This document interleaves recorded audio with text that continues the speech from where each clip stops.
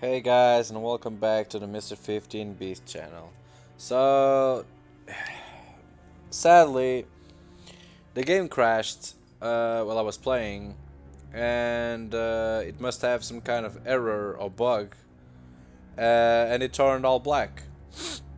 I had already found the key, and I was recording and showing you guys that the key was in the doctor's coat. It could be slightly mistaken by the blood in the coat. So I took it off and I came here and opened the little box. And it had a big key which I used to corkscrew the back of this woman, who is actually Belladonna, as I eventually called before, which make a lot of sense. And she hugged me, and it was really beautiful. And I'm really frustrated because I couldn't show you guys this because the game really bugged. I tried to click new game, but the game didn't let me. I don't know, and I'm really angry now, and I don't know what to do. But the game is still continuing, and I don't know. I don't know what to do, and I guess I'm going to try to.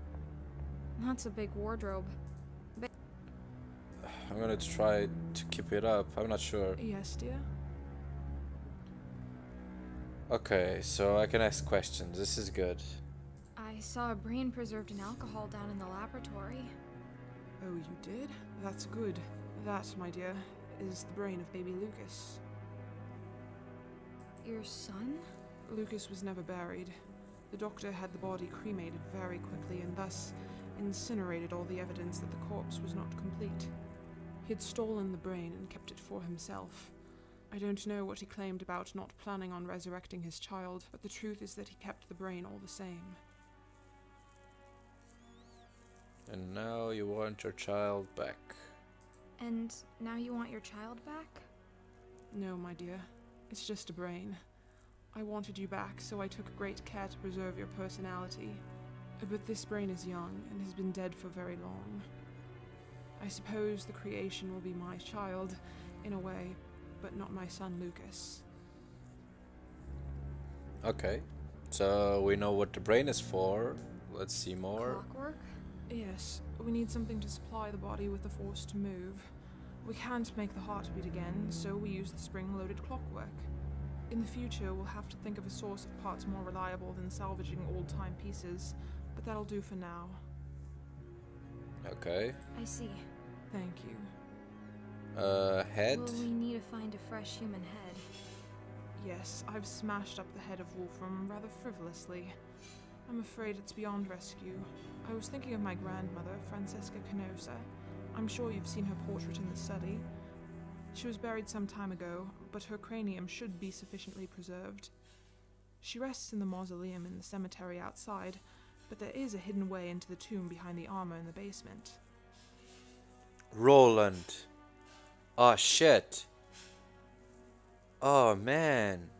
Roland knew it all this time, yet he didn't tell us. Your grandmother. Will it not cause problems to attach a woman's head to a man's body? No, I don't see how it would make any difference in this new race of ours. We do not even reproduce sexually, so not even that significance is relevant. Alright. What do you mean we don't reproduce sexually? How do you know? I spent quite some time with Wolfram dead and mindless, you know. I can safely say that, though we do experience all the physical sensations of intercourse, we cannot become pregnant or bear children. Oh, you kinky bastard. The guy was into I see. necrophilia, the I'll go bastard. take a look behind the suit of armor. Thank you. That kinky ass shit. Some things have been puzzling me. Did I used to have hair? You had beautiful hair. Unfortunately, I had to shave it all off in order to operate on your head and open your cranium. Okay, Yet you're not bald. bitch. I was revivified directly after my death, when my body was still fresh. You, my dear, had been in the ground for quite some time. I had to reconstruct large parts of your decomposed corpse. That explains the metal construction holding together my skull. I have my fair share of screws and bolts myself, but they are carefully hidden. I opted to sacrifice your pretty hair so that I could work more on preserving your brain. Something the good doctor did not do for me. Will it grow back? I'm dead. I think this is not actually a question. I don't rightly know. Maybe. We'll have to wait and see. All of the things that could happen in this game, and I'm worried about my hair. I want to ask... I'm here.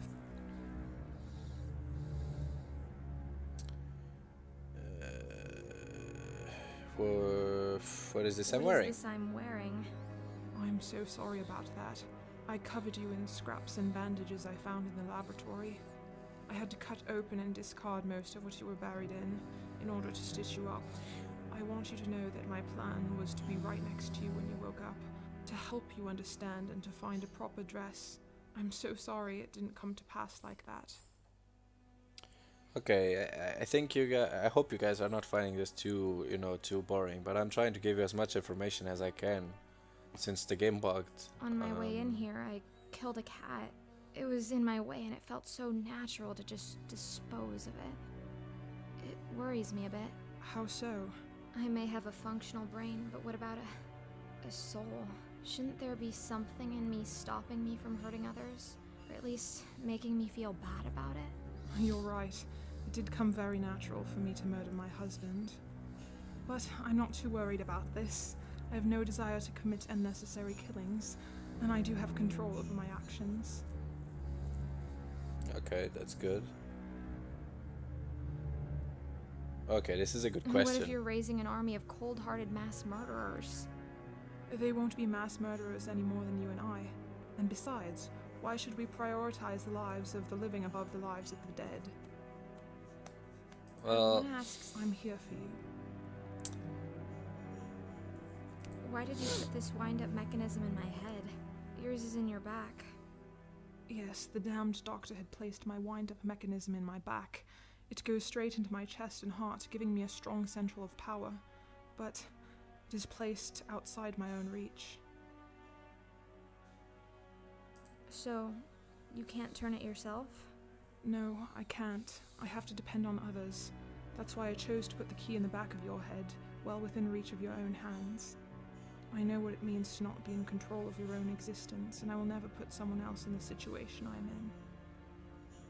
Thank you. Of course. I'm here. I guess I asked everything. So I'll start let's looking go. for the objects then. Thank you.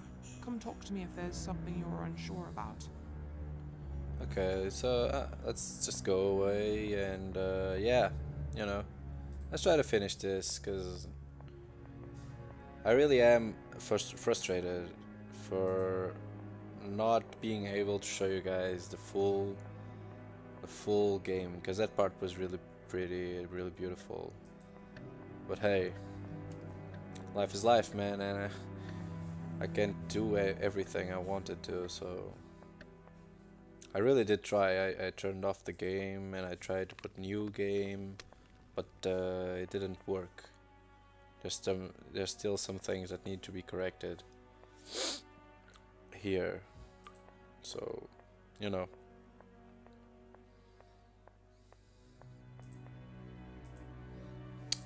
let's go. The suit of armor. Belladonna was right. There is a secret switch behind Roland the Poet. Roland the Poet. It's too dark down there. I won't see my hands in front of me unless I light the crypt up first. Okay, so now it makes sense. Put the lantern over Yes, and throw I it can down. lower the lantern into the hole. Yeah, that's good. Alright. Amazing. I must be directly underneath the mausoleum in the cemetery. Oh, there's a journal page in here. I can't believe it. It's another letter. How did it end up down here? What's the odds? Oh shit, it's me! Clara Stever. Oh man. After insistent probing from my lady Belladonna, I I too take to the pen come evening. The scribbling does not come as readily for me as it does for her, yet I do most certainly see the appeal in the activity. So much has happened in my life of late, my brain is overflowing with joy and secrets and disorder, and if I manage to write down a map but a fraction of it all, that would be an enormous relief. Verily, it all centers around Belladonna, this queen regnant of the castle, who has turned her benevolent face towards me, and thus filled my person with happiness I had previously thought unimaginable. I still remember the first time I saw her, standing next to her husband, when I took up her work in the household, and I remember how she seemed to me to glow. The two of them lost a child shortly after that, and the tragedy would linger in the castle for a long time. All the other servants started to leave one by one, but as much as I wanted to, I found myself unable. I kept postponing my departure with each new day, and I found myself dancing around Belladonna's flame, drawn to it as strongly as I'd been from that first glance.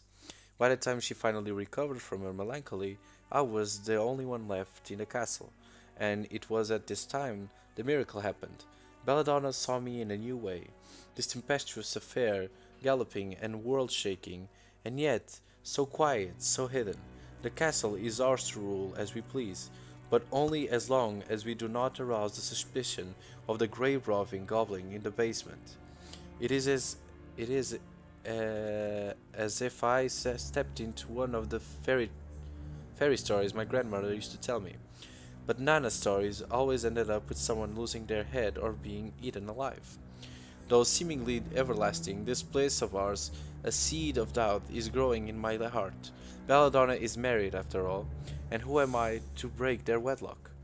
Theirs is not a happy union, true, but I am seducing my love to break her vows and soil her soul, and what wretched ruin will that bring upon us? For a long while Belladonna was all I dreamed about, my queen and goddess, and my deepest wish was for her to let me into her life and let me worship her. I thought I would give up anything for that, but now I am here I wonder if I have sacrificed too much. Belladonna comes from high society, and she doesn't realize just how much she takes for granted. It is still clear who is the lady and who is the servant. Can I keep on living like this, or will I have to do the unthinkable and leave her? I made Belladonna promise not to read anything I wrote, and looking at what I have just put down in ink, the weight of that promise is clear. I have forged into words thoughts I did not know I had, and it is vital that these pages remain secluded from prying eyes. Secrets upon secrets. I shall hide this letter inside the old armor in the basement, whom I called Ronald the Bard, where I doubt anyone will find it. I'm descending into that dungeon as soon as I'm done here, and I'll hide this note on my way, as the master has asked me to fetch for him a certain plant from the greenhouse. As strange as this whole situation is, I must still obey his request, if only to keep up appearances. Holy shit, but wait. If she knew about this passage, she knew about a letter, and she knew that I was doubting my feelings. Holy shit. Here's Francisca's coffin, but the lid is much too heavy for me to lift. Maybe I could break it open, but I'll need some sort of big hammer or mace for that. The candlestick will do. Things one does for love. You look very peaceful, but I do so need your head. How shall I remove it? Okay. With some surgical tool from the laboratory, perhaps? Okay, we have the saw right here. Now to carefully remove the head. It's remarkably well preserved. That's creepy.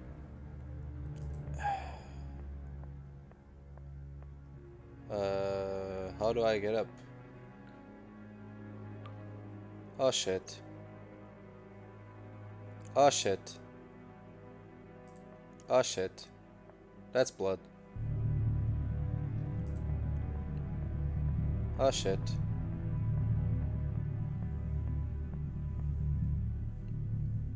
Oh shit. Welcome to the Lab of Horrors. I have Francesca's head. Okay. Well done. Just give it to me and I will attach it to the neck.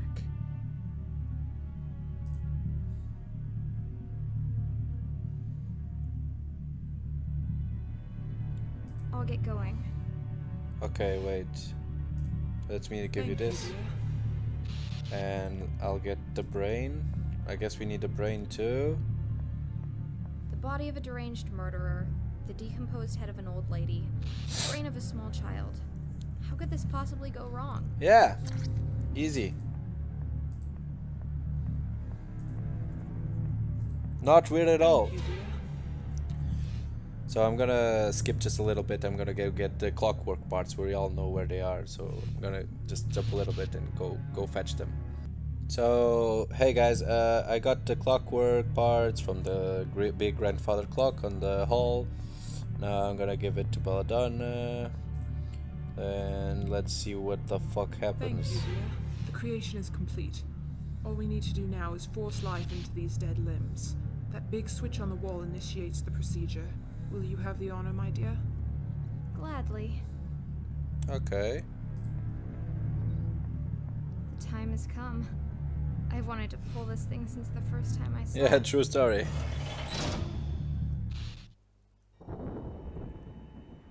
Oh shit.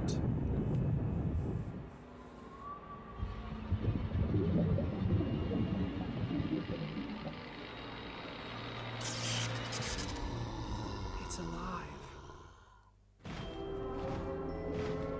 Ho ho! Yeah, we finished it. Oh shit, we did create an army. Oh fuck me, man. I didn't want to create an army of the undead. Okay. Well, this has been fun. It's too bad that we missed a little bit of the game. Not a big part, but the biggest part of the story, probably. But hey, hope you guys enjoyed this series. I had a lot of fun playing it. And... you know, leave a like, subscribe, help the channel. I'll try to find new games for us to play, and continue playing our other games that are already ongoing. So yeah, hope you guys enjoy this. Have a good one, and remember to unleash the beast in yourselves. Bye.